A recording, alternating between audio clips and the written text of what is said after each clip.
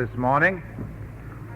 No, to the optimist, nothing succeeds like success. To the pessimist,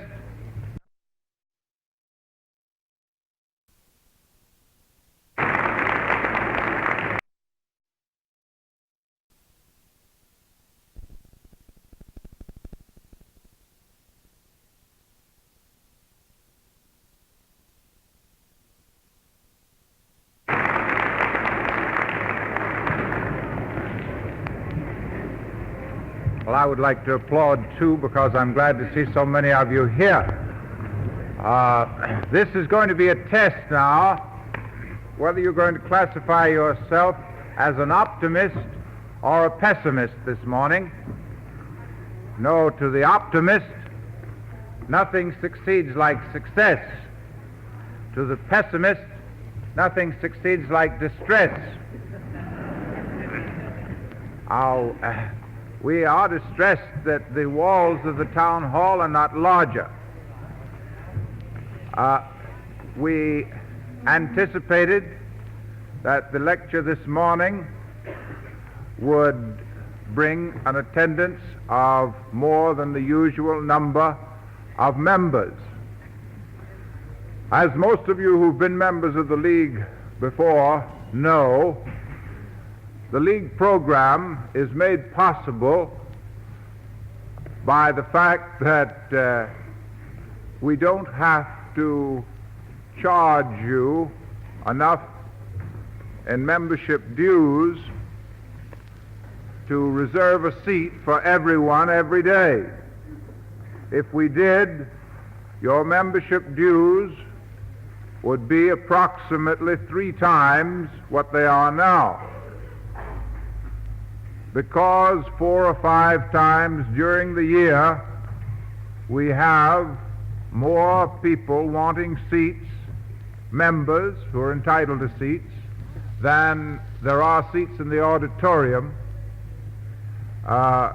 is the reason why we can sell these membership tickets at the price we do. We simply ask your cooperation and understanding. We have made arrangements to take care of an overflow crowd for members only, and please understand that the only people who are in the audience today are members. No guest tickets have been sold, and approximately 350 people have been refused tickets who wanted to pay good money to come in. Among them, one of the largest bankers downtown. It's always a source of great regret to me not to take money from a banker. But nevertheless, we do ask your cooperation and understanding. Miss Thompson is going to give 5 more lectures on this series on Thursday mornings. And as I think you all know, only the subscription and maintenance members are eligible for admission on those mornings.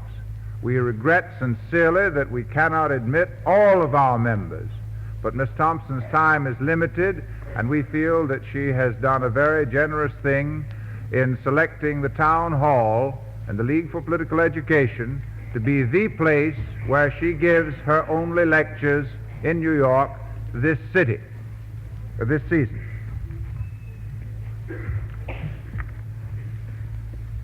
Now, there's one announcement that I want to make before I ask Mr. Ely to tell you about what he has to say.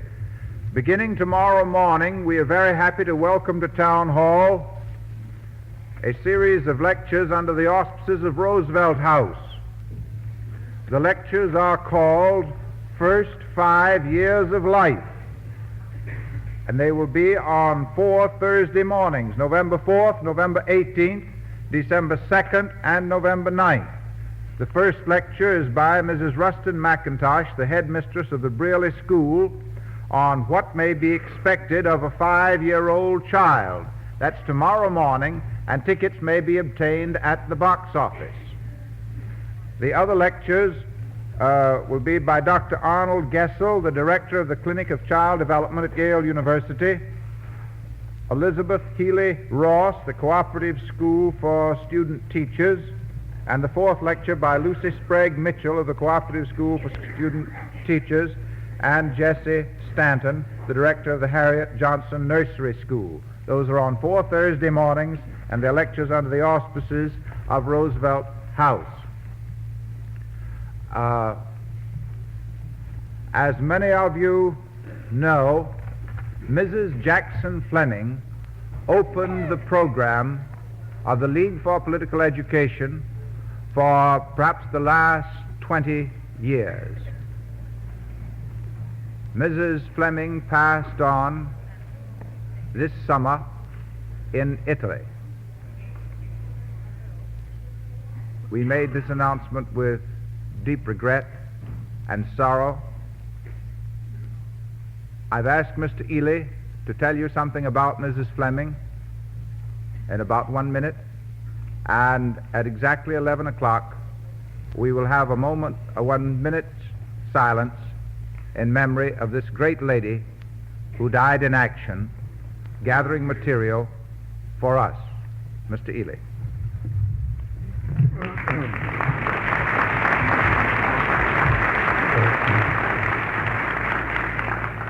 For nearly 20 years, Mrs. Jackson Fleming, without a break, gave us of her best, and her best grew steadily better. This morning, let us pay tribute to her as well as mourn her loss. Let us be thankful that she was able to do so much for us, for many elsewhere, for her country. And now, shall we bow our heads in a moment of silence that this triumphant life was lived so usefully and so nobly.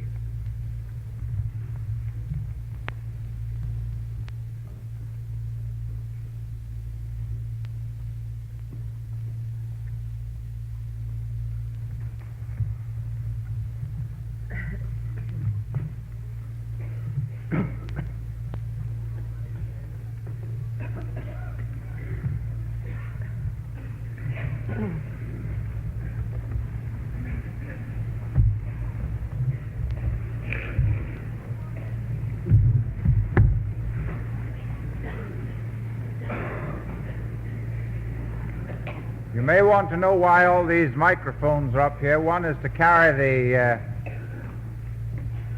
lecture upstairs to the lounge of the Town Hall Club, and if any of you haven't seats, we'd be glad to have you take the elevator on the ground floor to the Town Hall Club, and you can hear the lecture there over the loudspeaker.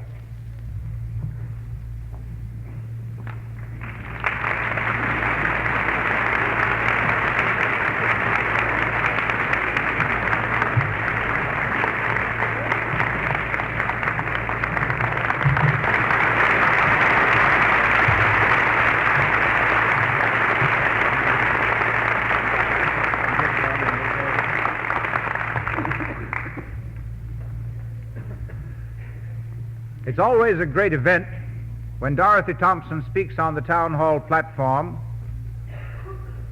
but it's an event of unusual significance when this brilliant mind, this great personality, this great writer attempts to outline in a series of 6 lectures the essentials of democracy.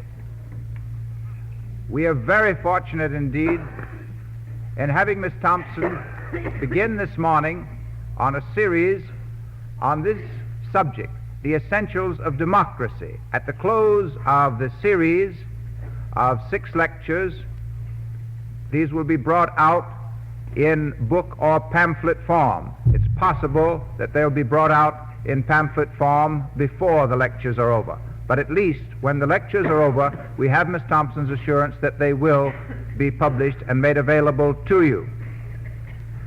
For the benefit of those who cannot hear her this morning, either here at the Town Hall Club, it being used to record on many of you are turned away. You will hear Miss Thompson here some afternoon in absentia. We are very happy to present her this morning in person, Miss Dorothy Thompson.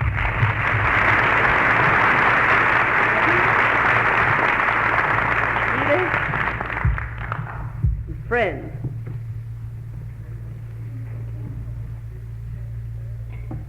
if you're prepared to think of me as a great mind,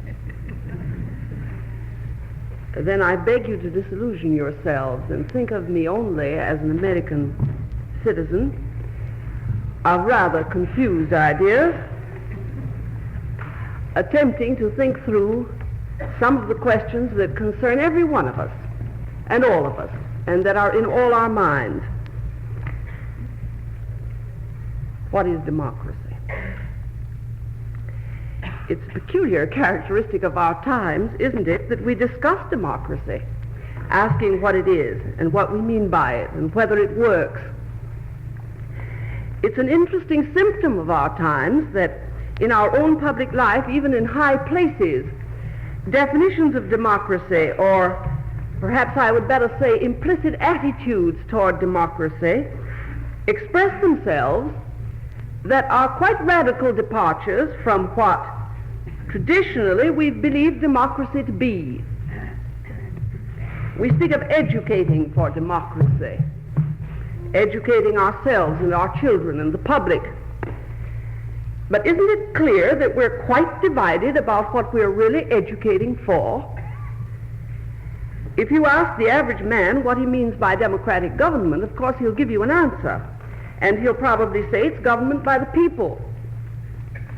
But if you pursue the question further and ask him what he means by the word people, then you may get answers of the greatest variation. A popular answer today is it means masses. Brand new idea in American life. At present in this country and under this administration, government by the people is defined as meaning government by the majority. This interpretation has so widespread an acceptance that the President of the United States can state it flatly, and the statement passes almost without challenge. Yet it's a statement that is at variance with the whole philosophy that lies behind American constitutional government. If in fact government by the people comes to be universally or almost universally interpreted in this country as government by the majority, then the Constitution must be scrapped, either by consent or by gradual encroachment. This fact began to emerge in the first administration of Mr. Roosevelt.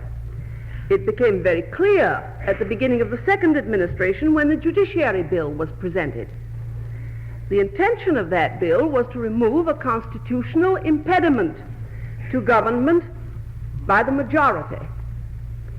We are so shockingly uneducated in the spirit and philosophy of our own form of government that many people were startled to learn that the Supreme Court and the Constitution itself exist for the express purpose of putting a check on untrammeled majority rule. That check was not slipped into the Constitution. It didn't get there carelessly. It was put in with complete consciousness by the extraordinary men who designed our system of government. They didn't think of government as an instrument or as the instrument elected at stated periods and by reason of that election handed a blanket mandate to carry out a blanket program conforming to the demands, or what one thought to be the demands, of the majority. They thought of it as something continually functioning, subject from day to day, from measure to measure, to changes in public opinion and to shifts in public desires. They did not conceive of the people as divided into two factions, the majority and the minority, or the haves and the have-nots. but as a wholeness in which every individual belonged in some measure and at some time or another to the majority, and in another measure and at another time perhaps to a minority, and they thought of government as an instrument of balance between groups and classes. The supreme authority in the United States has never been vested in the majority. The supreme authority is vested in the people, all of the people, which is a very different thing. It was for the purpose of preventing an overbearing majority. The words are not mine. The words overbearing majority are not mine. They are those of the man who has been called the father of the Constitution, James Madison, that this system of government was formed. I might sum up the constitutional conception of American democracy as follows. It is a conception of society as an all-inclusive organism, not an organization or a mechanism, with authority deriving from all the people through numerous agencies, both inside and outside government itself. Its final arbiter is public opinion, which shifts constantly and has constant expression through free speech, a free press, and a free assembly. In deference to this opinion, it provides careful protection of minorities and checks on majorities in society, in the Constitution, and in government itself. And it avows that every individual is vested with certain natural rights which not even a majority of 99% can deprive him of. Now, this form of democracy, with a written constitution and government of limited powers and divided responsibilities, was consciously designed as a means to check despotism. It's impossible to read the writings of those young men, most of them under 40 and many of them under 30, whom we now endow in our mind's eye with long gray beards and call the Founding Fathers. It's impossible to read them without seeing with what care, intelligence, and prodigious knowledge of the history of previous republics they attempted to work out a system which would prevent forever, if possible, the concentration of political power. They regarded the concentration of political power as a synonym for anti-democracy. Jefferson, the most radical and the most democratic of the minds that collaborated to furnish the intellectual foundations of American democracy, was as conscious of this danger as the conservative Hamilton. I say that because Jefferson has been constantly quoted as an advocate of unchecked majority rule. And yet Jefferson wrote, and I'm quoting from his inaugural address, "All the powers of government result in the legislative body. The concentration of these in the same hands is precisely the definition of despotic government. It will be no alleviation if these powers should be exercised by a plurality of hands and not by a single one. 173 despots are as oppressive as one. An elective despotism is not that which we fought for, but one which could only be founded on free principles, with the powers of government so balanced and divided that no one could transcend their legal limits without being checked and restrained by others." And over again he said, I think it's in the same address, that he said, "The majority must rule, but the majority must be right and must always recognize the equal rights of the minority." I say I quote Jefferson because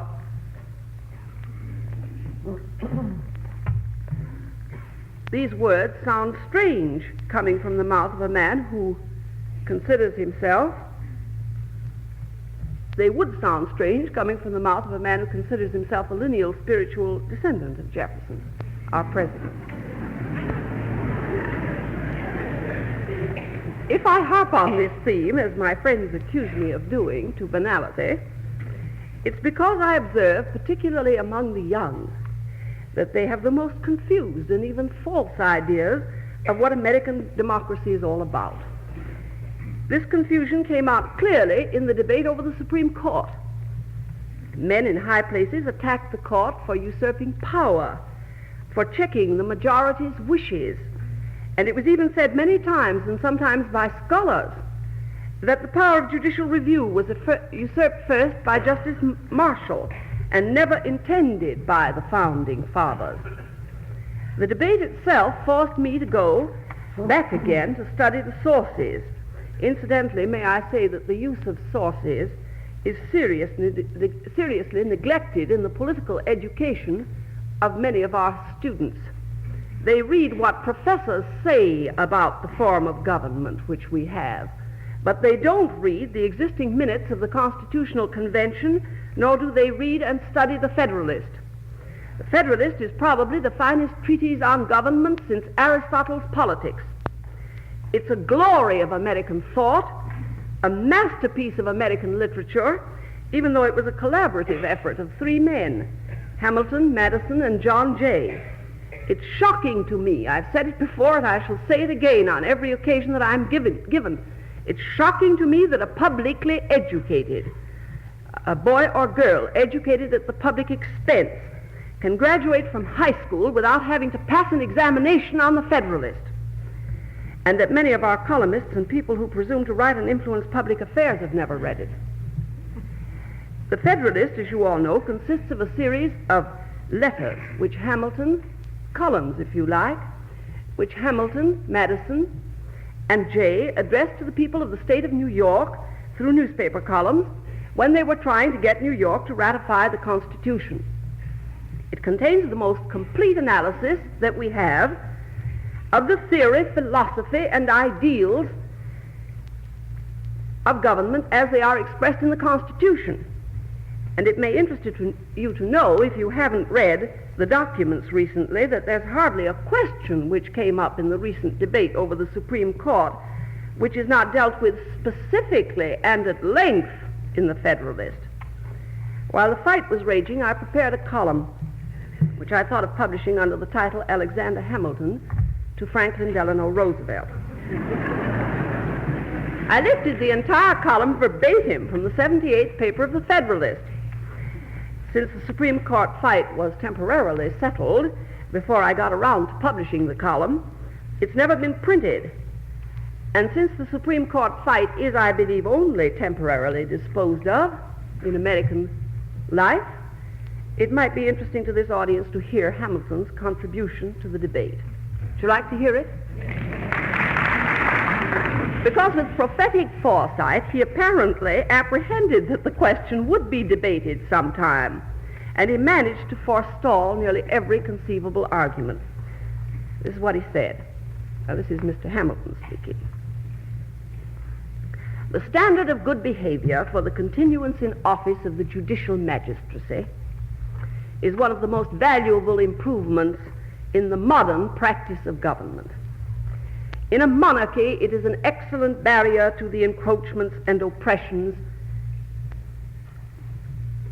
In a monarchy, I've left out something. In a monarchy, it is an excellent barrier to the encroachments of the prince. In a republic, it is an excellent barrier to the encroachments and oppressions of the representative body. And it is the best expedient that can be devised in any government to secure a steady, upright, and impartial administration of the law.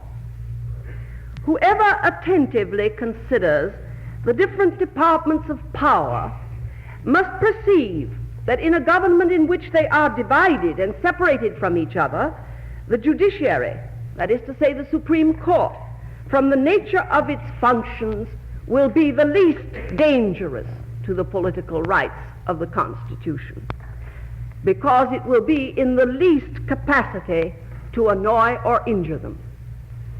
The executive not only dispenses the honors, but holds the sword of the community. The legislature not only commands the purse, but prescribes the rules by which the duties and rights of every citizen are to be regulated. The Supreme Court, on the contrary, has no influence over either the sword or the purse, no direction either of the strength or the wealth of the society, and can take no active resolution whatever. It may truly be said to have neither force nor will, but merely judgment, and must ultimately depend upon the aid of the executive arm even for the efficacy of its judgments. This simple view of the matter suggests several important consequences. It proves incontestably that the Supreme Court is beyond comparison the weakest of the three departments of power, that it can never attack with success either of the other two, and that all possible care is requisite to enable it to defend itself against their attacks. It equally proves that although individual oppression may now and then proceed from the courts of justice, the general liberty of the people can never be endangered from that quarter. I mean, so long as the judiciary remains truly distinct from both the legislature and the executive. For I agree that there is no liberty. Hamilton here is quoting someone else, I don't know whom, that there is no liberty if the power of judging be not separated from the legislative and executive powers. And it proves in the last place that as liberty can have nothing to fear from the judiciary alone, but would have everything to fear from its union with either of the other departments. That as all the effects of such a union must ensue from a dependence of the former upon the latter, notwithstanding a nominal and apparent separation, that as from the natural feebleness of the judiciary, it is in continual jeopardy of being overpowered, awed, or influenced by its coordinate branches. Does anyone question whether the Supreme Court is being overpowered, awed, or influenced by its coordinate branches? And that as nothing can contribute so much to its firmness and independence as permanency in office, this quality may therefore be justly regarded as an indispensable ingredient of its constitution, and in a great measure as the citadel of the public justice and the public security. The complete independence of the courts of justice, I'm still quoting Hamilton, is peculiarly essential in a limited constitution. By a limited constitution, I understand one which contains certain specified exceptions to the legislative authority. Such, for instance, as that it shall pass no bills of attainder, no ex post facto laws, and the like. Limitations of this kind can be preserved in practice no other way than through the medium of the courts of justice, whose duty, now this is apropos whether the judges ever had the power of judicial review, whose duty it must be to declare all acts contrary to the manifest tenor of the Constitution void. Without this, all the reservations of particular rights or privileges would amount to nothing.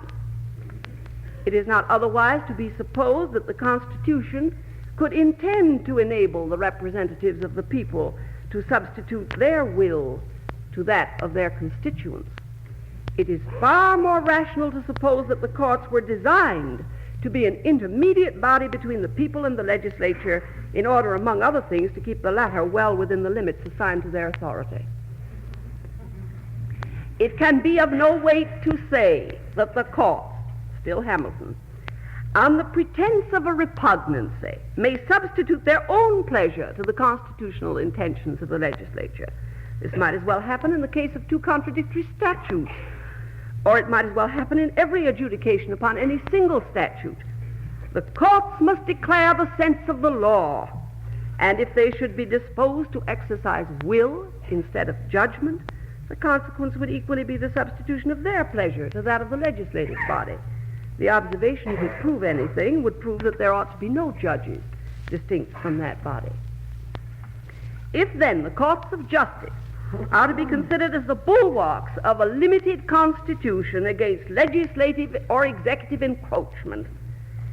This consideration will afford a strong argument for the permanent tenure of judicial offices, since nothing will contribute so much as this to that independent spirit in the judges which must be essential to the faithful performance of so arduous a duty.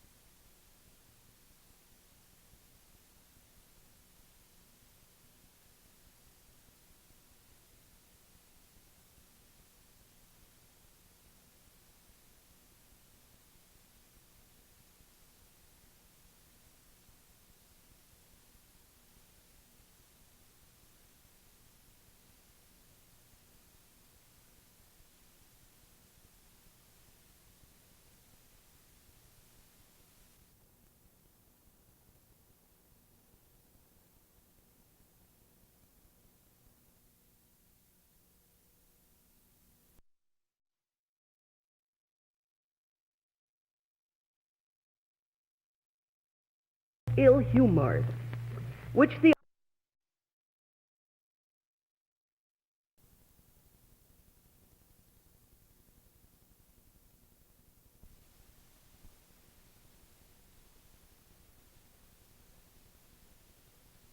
This independence of the judges is equally requisite to guard the Constitution and the rights of individuals from the effects of those ill humors which the arts of designing men or the influence of particular conjunctures sometimes disseminate among the people themselves, and which, though they speedily give place to better information and more deliberate reflection, have a tendency in the meantime to occasion dangerous innovations in the government and serious oppressions of the minor party of the community.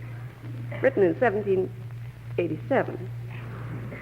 Though I trust the friends of the proposed Constitution will never concur with its enemies in questioning that fundamental principle of republican government which admits the right of the people to alter or abolish the Constitution whenever they find it inconsistent with their happiness, yet it is not to be inferred from this principle that the representatives of the people, whenever a momentary inclination happens to lay hold of a majority of their constituents, incompatible with the provisions in the existing Constitution, would on that account be justified in violating them. Or that the courts would be under a greater obligation to connive at infractions in this shape than when they proceeded wholly from the cabals of the representative body. Until the people have, by some solemn and authoritative act, annulled or changed the established form, it is binding upon themselves collectively as well as individually, and no presumption or even knowledge of their sentiments can warrant their representatives in a departure from it prior to that act. Considerate men, concludes Mr. Hamilton, of every description ought to prize whatever will tend to beget or fortify that temper in the courts, as no man can be sure that he may not be tomorrow the victim of a spirit of injustice by which he is a gainer today. And every man must now feel that the inevitable tendency of such a spirit is to sap the foundations of public and private confidence and introduce in its stead universal distrust. Periodical appointments to the Supreme Court, however regulated and by whomever made, would in some way or other be fatal to their necessary independence. If the power of making them was committed to the executive or the legislature, there would be danger of an improper complacence to the branch which possessed it. If to both, there would be an unwillingness to hazard the displeasure of either. If to the people or to persons chosen by them for the special purpose, there would be too great a disposition to consult popularity, to justify a reliance that nothing would be consulted except the Constitution and the laws. That's Mr. Hamilton on the subject of the importance of the Supreme Court in our particular system of democracy. And if it's said that Mr. Hamilton is a Tory, the quotation is from the Federalist, which was a collaborative venture. It's impossible to believe that Mr. James Madison and Alexander Hamilton did not agree in presenting the case for the Constitution to the American people. Evidently, they had a little brain trust, and they divided up the work and read each other's manuscripts, and it represents I think it's universally interpreted to mean that it represents the considered point of view of those three men of different political tendencies, different political orientations in some ways, but in agreement as to what this form of government was about. The passage is of crystalline clearness. The majority of the people may not give a mandate to the executive or to Congress to carry out any program incompatible with the Constitution and the rights of minorities. The executive or the Congress may not interfere with the Supreme Court to influence its judgment as to whether or not a piece of legislation is constitutional. The Constitution, drawn up to defend the liberties of all of the people, imposes a discipline upon majority and minority alike to act inside it, according to the interpretation handed down by the supreme judges, or to change it by a solemn and authoritative act. People have all the power in the last analysis. They can alter or abolish the Constitution. They may decide that a document drawn up in the 18th century is inadequate to the necessities of the 20th. They have the right, an inherent right, to make a revolution.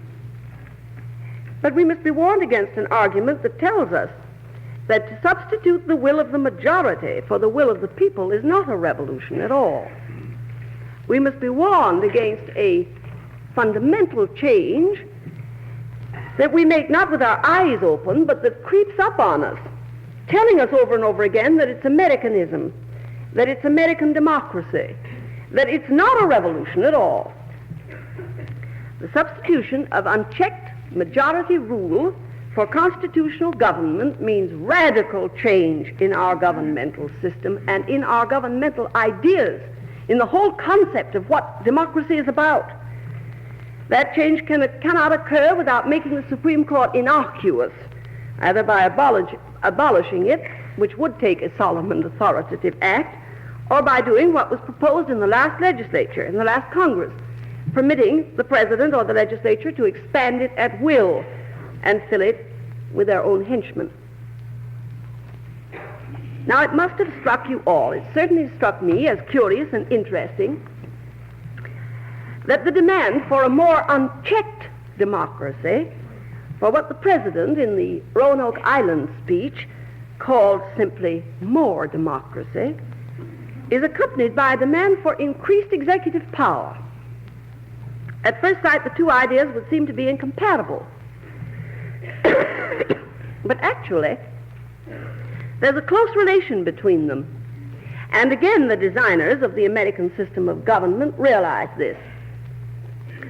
So, incidentally, did Aristotle and Machiavelli and James Madison. They all saw that pure democracy, which in modern terms you would call the rule of the masses, the direct rule of the masses, is a technical impossibility, except for brief and chaotic periods. Madison, writing in the Federalist, took up at length the idea of rule by the masses. He said, and I'm quoting him, a pure democracy can admit of no cure for the mischiefs of faction. A common passion or interest will at some time or another be felt by a majority of the whole. A communication and a concert result from the form of government itself, and there is nothing to check the inducements to sacrifice the weaker party or an obnoxious individual. Hence it is that such democracies have ever been spectacles of turbulence and contention, and have in general been as short in their lives as they have been violent in their deaths. The classical end of all pure democracy is, or if you like to call it so, of unchecked majority rule, is the popular tyrant. And incidentally, all successful tyrants throughout history have been popular idols. There's nothing new under the sun. Machiavelli in the 15th century advised his prince how he might obtain and hold absolute power. And Mussolini in the 20th century has contributed almost nothing to the technique and has openly acknowledged his indebtedness to the 15th century Italian intellectual. Wrote a preface to his book. Machiavelli knew that the successful tyrant must appear to incorporate in himself the will of the people, or must actually do it, and must rest his power upon the broadest possible base, upon the masses. He warned his prince against depending for support upon cliques, or an army, or an oligarchy, or a plutocracy, or nobles, or an aristocracy, who would invariably attempt sooner or later to overthrow him, being composed of ambitious men like himself. The tyrant, said Machiavelli, must pose as the friend of the people, as their champion against the rich and aristocratic, as the incorporation of the people's will. They must be made to feel that through him, in his person, they are actually ruling. This was the formula of Caesar, and it's the formula of Stalin, Mussolini, and Hitler, and to a much more limited extent, of course, because of the encumbrances which our system of government imposes, it's the formula of Mr. Roosevelt. The other day in Berlin, Mussolini made a speech which you all no doubt read. Mind you, I pause to interrupt myself and to say that I'm not saying that Mr. Roosevelt is a tyrant. Farthest from my thoughts.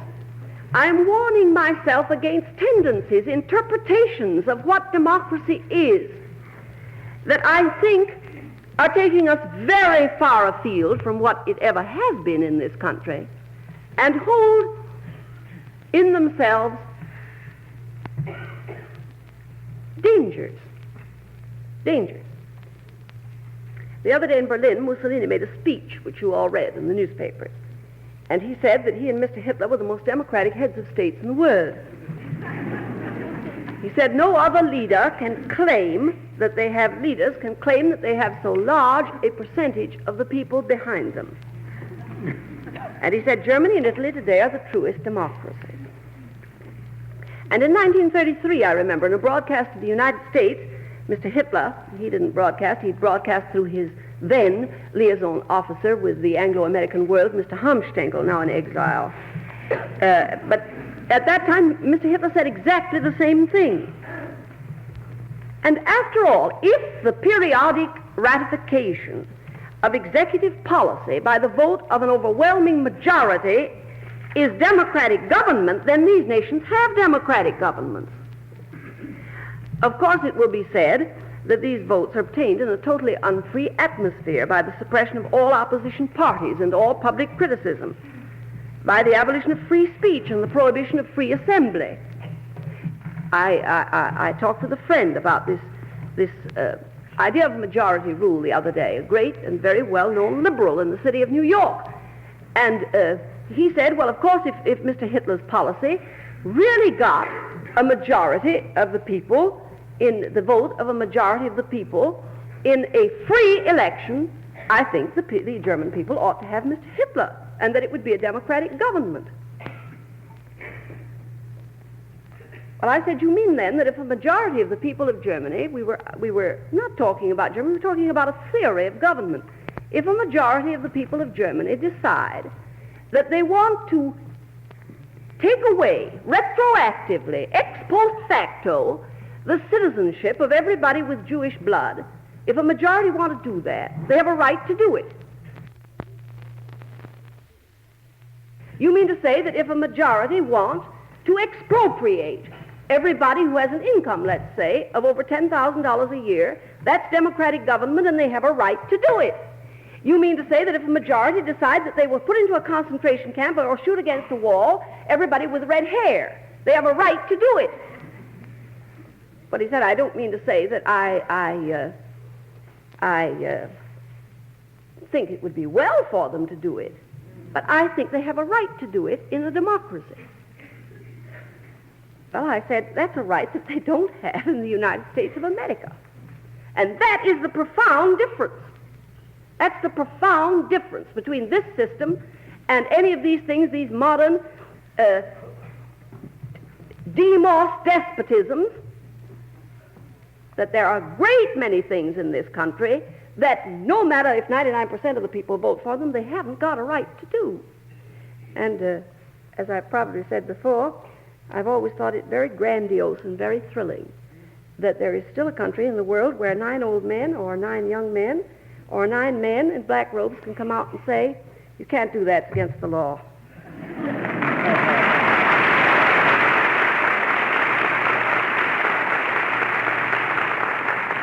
This conception of law, you see, this conception of the discipline of law under which the majority is forced to live, unless by a solemn and authoritative act it changes it.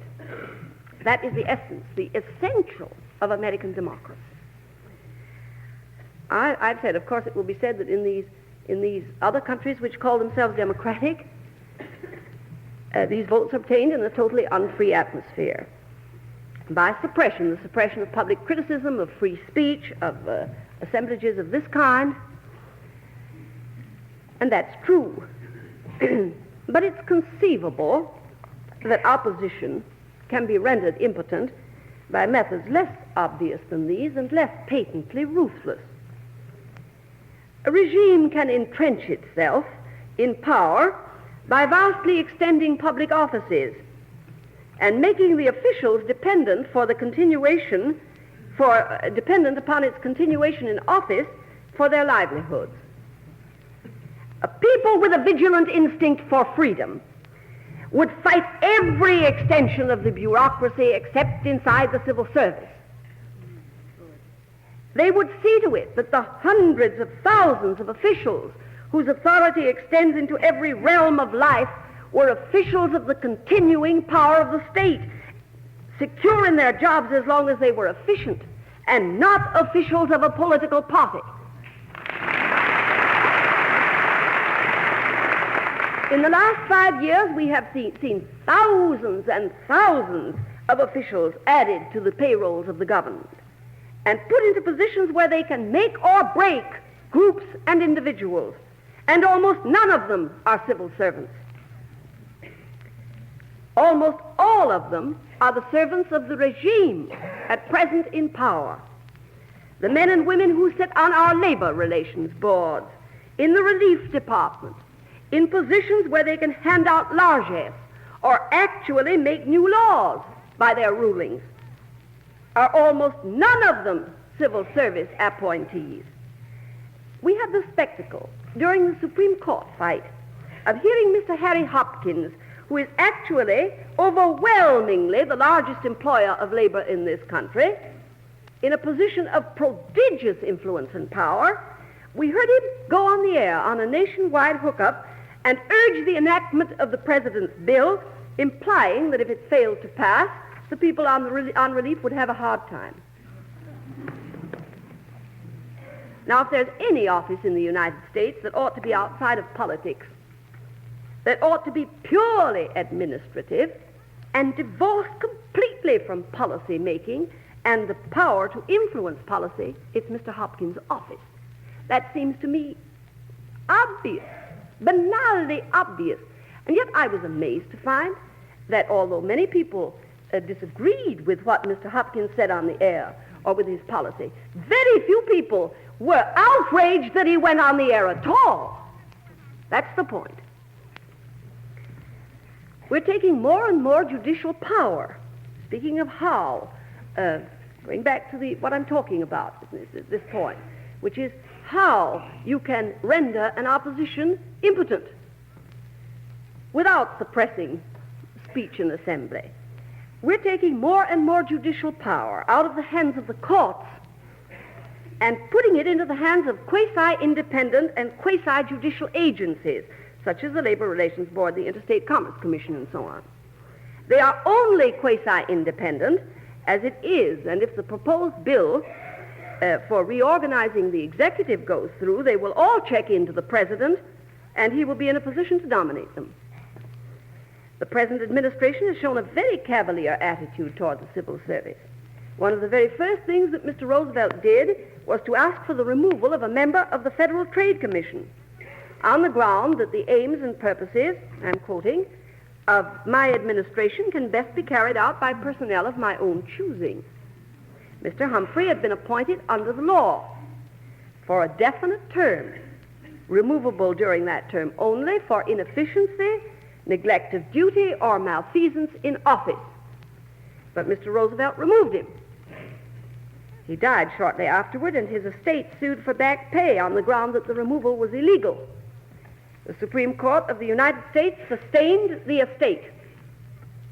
But it's now conceivable that we might have a court of stooges who would sustain anything that the executive and the party in power might devise.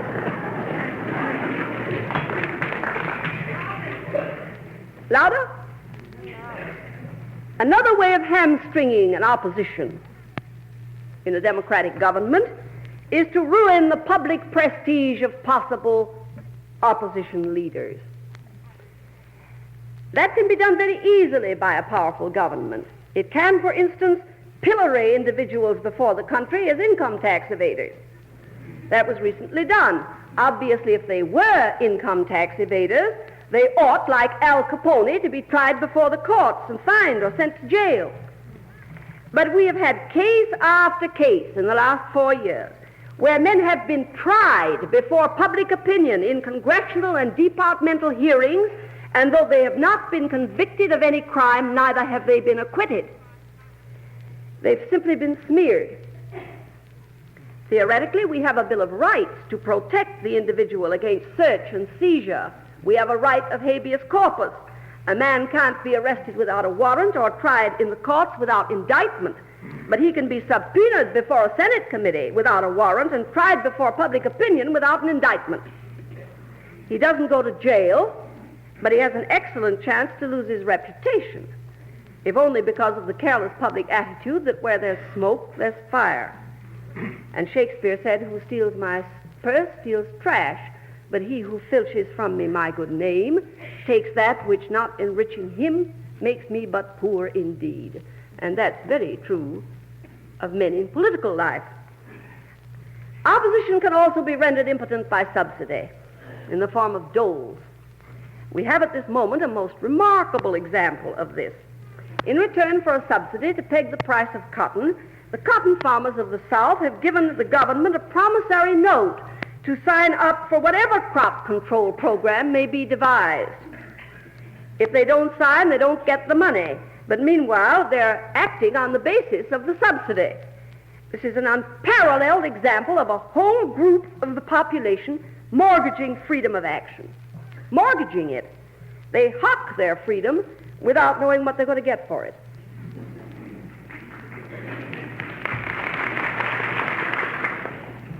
And finally, opposition can be rendered impotent by putting into motion a chain of events which it's almost impossible for anybody or any new regime to reverse. You have a perfect example of that in Germany. There are thousands of people in Germany who hate the Hitler regime and believe that it will land Germany in economic and spiritual ruin. But the regime has destroyed the instruments through which readjustment might be made. A whole people says if Hitler goes, we'll get something worse. A regime can burn not only its own bridges, but the bridges of any possible successors. And that, in this respect, we are moving in the same direction as indicated by the President's own words. We have forged new instruments of power, which in some hands would be dangerous. The hardest thing in the world to do is to unforge an instrument of political power, to batter the sword or the scepter back again into sheet metal. No doubt that's why George Washington refused to accept the power that his idolatrous soldiers would willingly have given him. And no doubt that's why in our own times, Thomas Masaryk, the liberator of Czechoslovakia, refused to accept the authority that his people again gladly would have given him. And perhaps that's why, when he died the other day, 500,000 people went to the funeral without being organized to do so. American democracy, which is or has been liberal democracy. I mean by that, not that we have ever achieved liberalism, but that we have lived in a liberal atmosphere, and that the conception is a liberal conception. It rests not only upon, and this is very important, not only upon a written constitution and a system of checks and balances, but must be safeguarded by 1,000 silent assumptions, which ought to be part of the unconscious behavior of a free society. It has its own implicit disciplines. A government in power must so conduct itself that it may have a successor of another political coloration, and that successor will be able to act and to rule. That seems quixotic. But liberal democracy is a quixotic form of government, my friend. It is of an unbelievable, I might say almost perverse generosity. And nations with a strong instinct for constitutional government feel this. I'm not at all sure that the British Constitution, which is not a document at all, but hardly more than a universally accepted code of behavior, based, of course, upon the whole body of the law, is not actually much stronger than our own. It exists partly in the whole body of the law and partly in the instincts of most Englishmen. It expressed itself magnificently a few months ago in the House of Commons, when the House voted a salary to the leader of His Majesty's opposition, in open recognition that the opposition is an essential of free government. It expresses itself in the strictest nonpartisanship of the British civil service, which controls practically the whole administration of Great Britain, which must hold itself to be the servant of the British people, carrying out the policies of any regime which the people elect, and thus providing continuity from one administration to another. It expresses itself in the extreme sensitiveness of the people to any infringement of their individual liberties. I remember that some years ago a well-to-do Englishman, Sir Leo Money, was arrested for necking a gal in Hyde Park. The case was dismissed, but Scotland Yard, which suspected that the girl had given false evidence, went to her home and took her to police headquarters for cross-questioning after the case had been dismissed. They treated her with the utmost courtesy. But British opinion was so outraged that the police could reopen in this manner a case that was closed, that the storm that ensued almost caused the fall of the British government.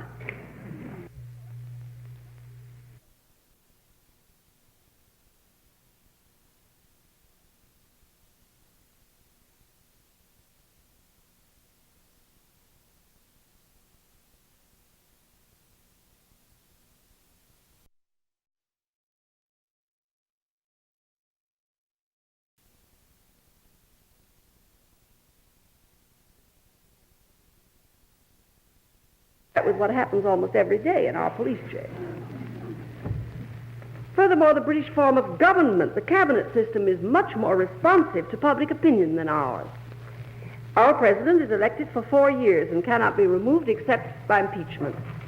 The British prime minister retains his office from day to day. The House of Commons can call him before it for an accounting. He can demand that any member of the cabinet come before it and answer questions. The life of the administration is at stake with every bill that it introduces.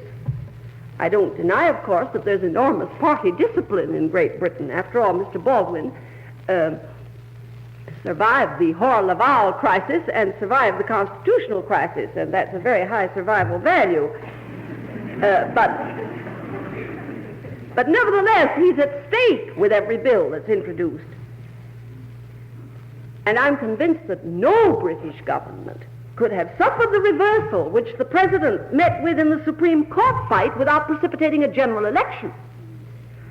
I'm not saying that the cabinet system is preferable to the constitutional government which we have, and certainly not that it would be better for us. I only wish to point out that it also has checks, and that should the Supreme Court cease to function in the United States, the President would have enormously greater power than is enjoyed by the Prime Minister of any democratic country. And I also mention Great Britain because it's become a commonplace to say that all of the measures proposed by the New Deal are an old story in England. That's only partly so.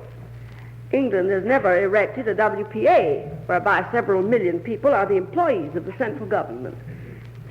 It has never put through a system of social security whereby a generation is taxed in its youth on the promise that its successors will support it in its old age.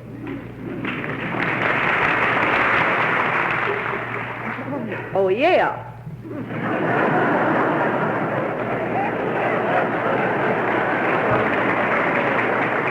Our system of social insurances, the British have, of course, they have old age pensions, unemployment insurances, but they're not like our system. Our system is built on a far shakier foundation than the British system. It's built on hope and faith. The British income and inheritance taxes are higher than ours, except in the highest brackets when they are not as high as ours. But there's no undistributed dividends or capital gains tax in Great Britain, for the British are chary of intervening too radically in a system which they expect to support it by paying the bills. And the enormous extension of the social services through the state has come about gradually and has not been accompanied by a government-inspired campaign against the well-to-do. I may add that the well-to-do in Great Britain have accepted a changing social order with considerably better grace than our economic royalists, to coin a phrase, have been inclined to do. No rich American has stepped forward to offer a fifth of his fortune to help retire the national debt, as Mr. Baldwin did anonymously after the war. But at present, if any rich American did so, the administration, instead of gratefully accepting the money, would no doubt start an investigation to find out what dastardly motive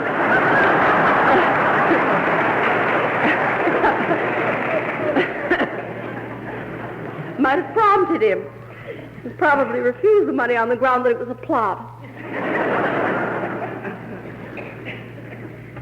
The possibility of American democracy surviving and demonstrating, not only surviving, but demonstrating its adequacy to meet the needs and demands of the 20th century depends, it seems to me, on whether the liberal spirit which brought it into being can not only survive, but can be rejuvenated and awakened and made to function more vividly than ever in our history. What is on trial today all over the world is not so much democracy, because we've seen that there are many definitions of democracy, but liberal democracy, or if you like, liberalism. Liberalism cannot survive an open class struggle. It has not survived an open class struggle anywhere in the world.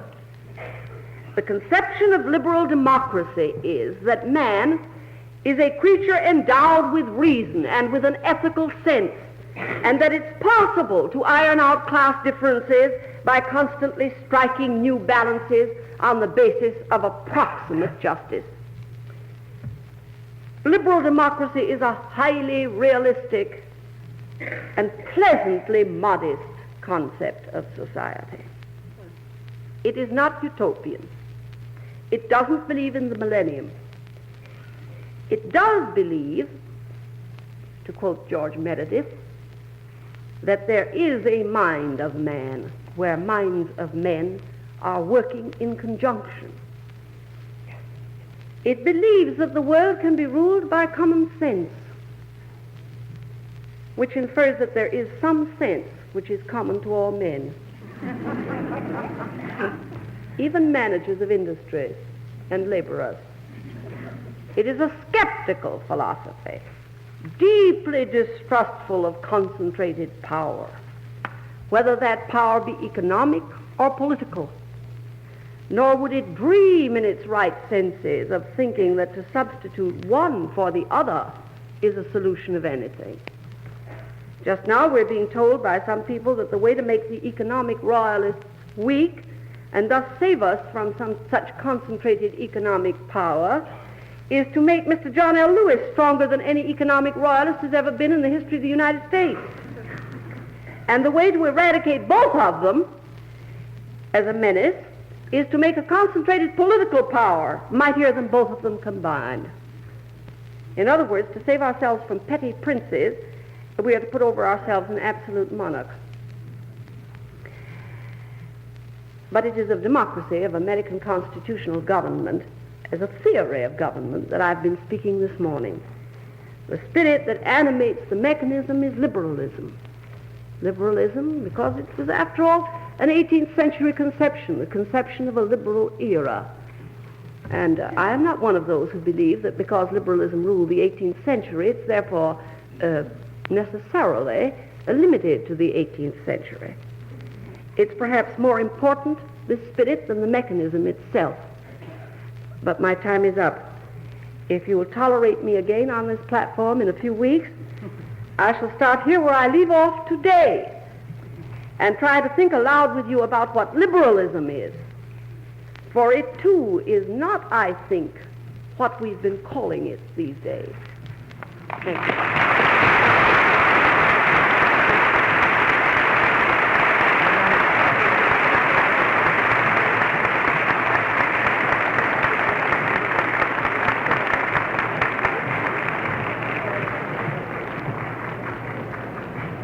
I can't fail to take advantage of this opportunity to call your attention to a byproduct of this event this morning. I feel that I would be negligent in my duty as the head of this institution not to point out to you what happened between Miss Thompson and myself when I introduced her, and take a lesson from that for ourselves. I embarrassed this good lady by referring to her as a great mind. She did exactly what I knew she would do and disclaimed that. One of the first attributes of a great mind is humility before great problems.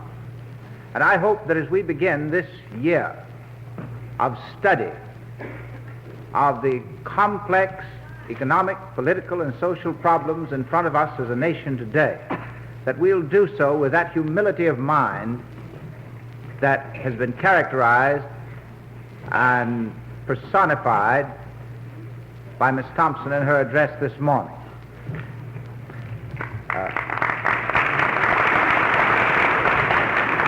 Now, those of you who have to go, we will give you a minute or two to clear the aisles, and then we'll have a brief question period.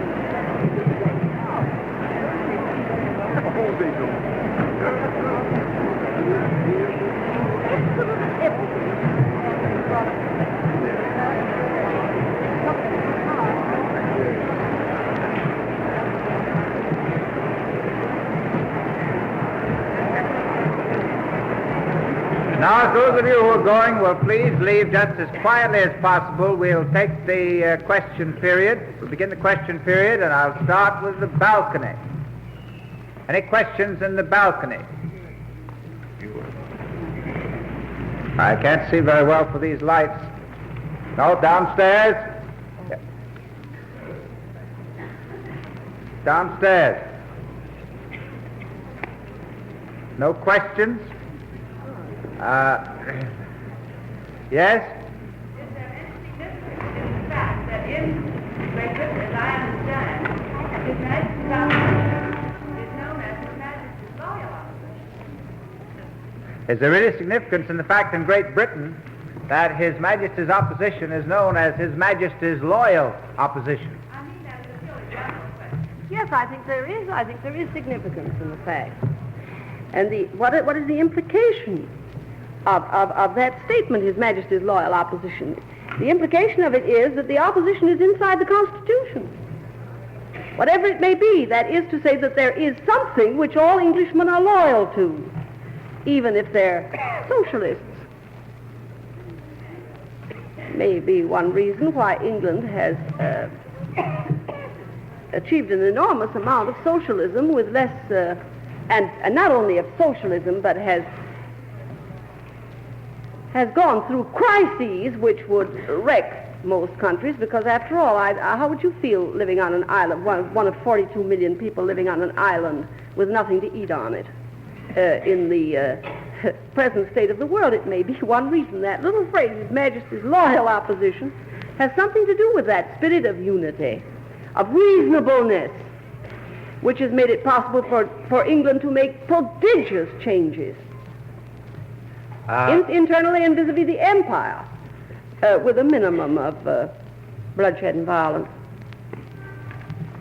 While you're collecting your thoughts for a question, I'll give you an example of liberalism here. Perhaps some of you didn't notice that 3 new trustees have been added to the League for Political Education during the past 3 weeks. One was Mr. Wendell L. Wilkie, the other was Mr. Norman Thomas, and the third was our speaker this morning, Miss Dorothy Thompson.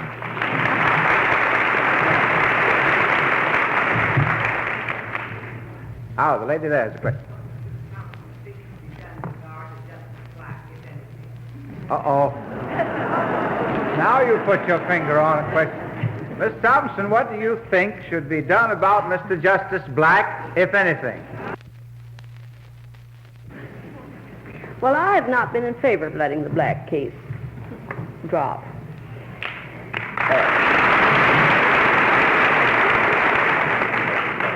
I think is a peculiar insensitiveness that says, well, it's all over and there's nothing you can do about it. Of course, there is something that could be done about it. I'm convinced that something could be done about it.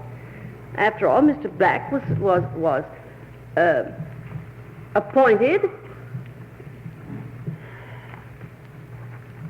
with a definite and pertinent withholding of the facts about him. The question was raised and it was answered, and he was appointed.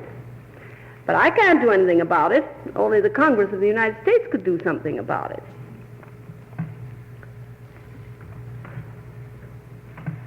Miss Thompson, do you think that the Duke of Windsor's visit here is to promote Nazi propaganda?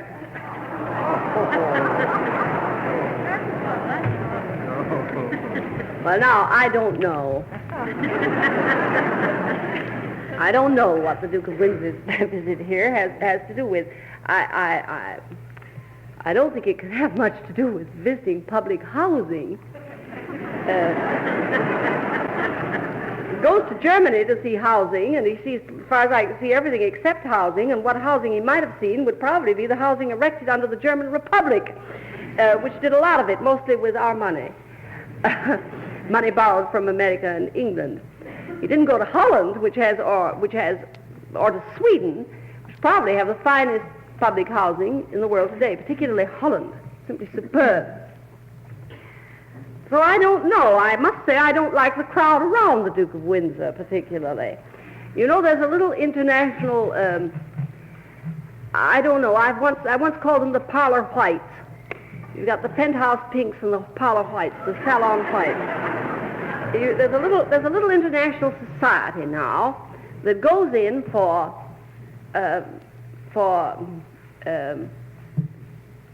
it's very difficult. You know, this business of fascism.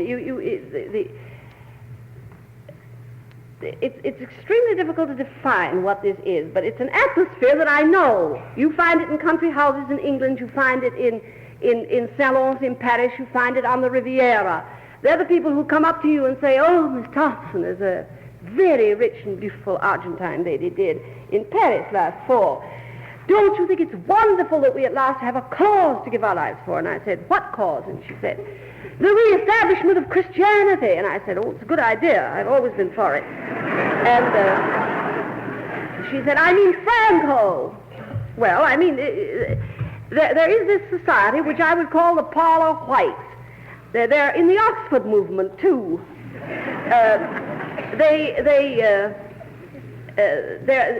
Which of course consists of the Oxford movement in practice consists very largely of helping the rich to get rid of a bad conscience.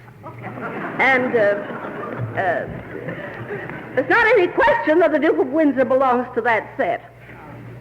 Now the people around him are the people who are terribly afraid of communism. They see a communist under every bed. And they think if Mr. Hitler and Mr. Mussolini would only sort of get religion, everything would be simply fine. And I think they're very dangerous people, and also very useful people to the fascists. But I don't know how to describe them except that they are the parlor whites. Miss Thompson, here's a question that I think is answered in your column this morning, but I'll read it. I would call it a leading question, I guess.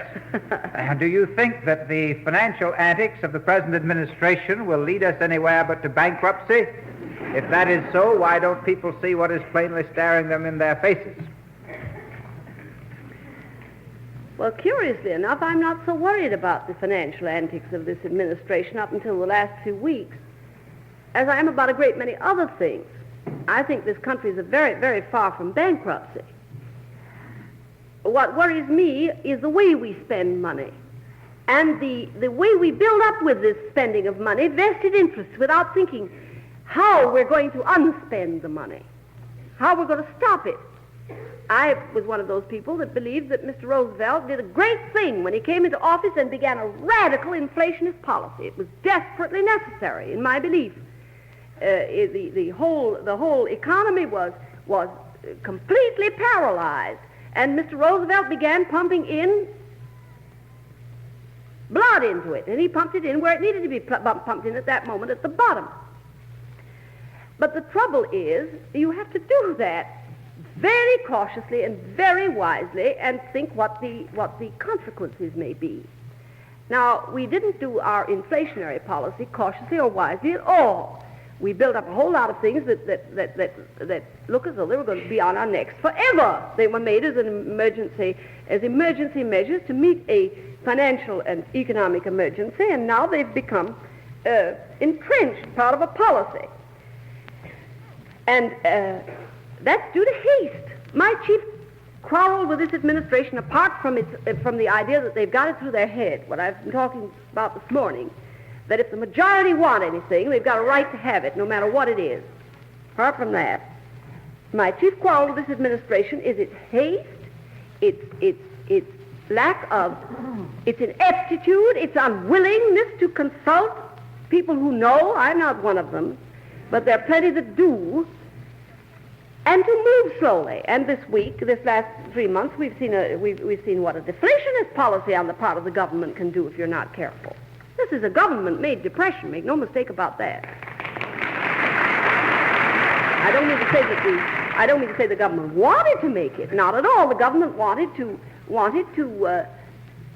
smooth out the peak, to tamper down the inflation. But that's a very, very dangerous thing to do. You're dealing with insulin, with things like insulin in this business. And a little bit's good and an overdose is fatal. And that, I think, is the whole story. Miss Thompson, I have a written question. Don't you think that the supine attitude of the so-called democratic nations toward the international situation is helping to strengthen dictatorship and fascism? I do. Miss Thompson, how do you think the President will now attempt to reopen and put over his Supreme Court bill?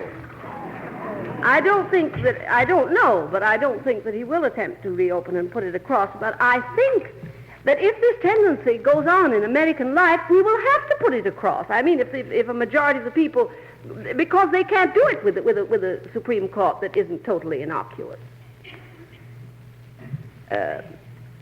I think one of two things will happen. Either the Supreme Court will capitulate, in which case the President's won, or that we'll have to open it again. We have 3 questions asking you to comment on yesterday's city election.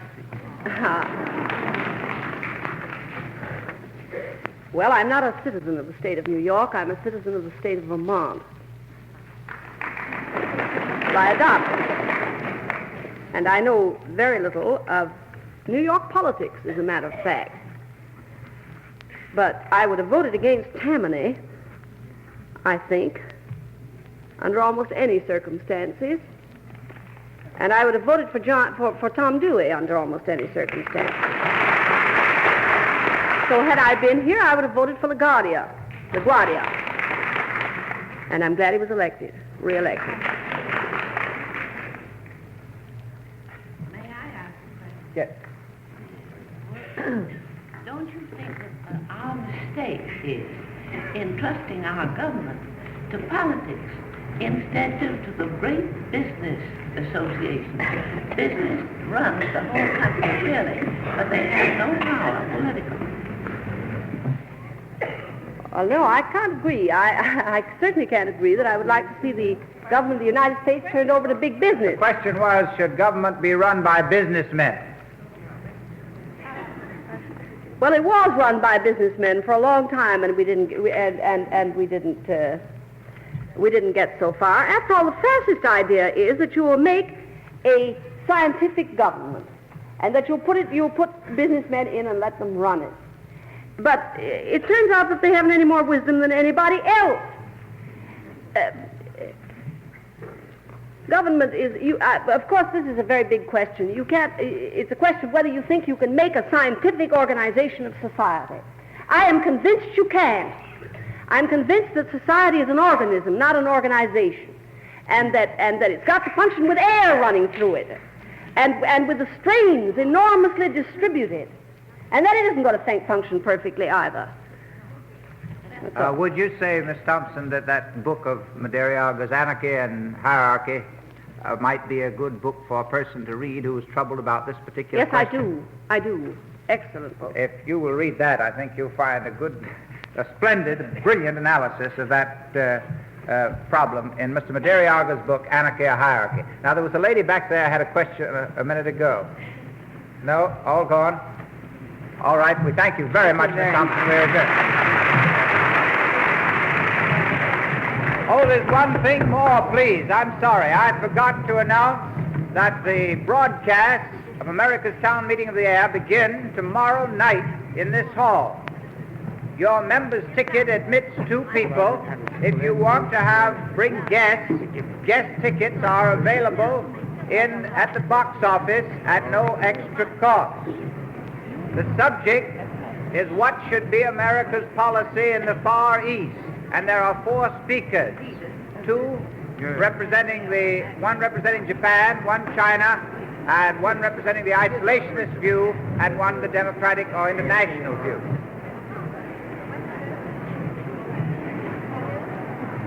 All right.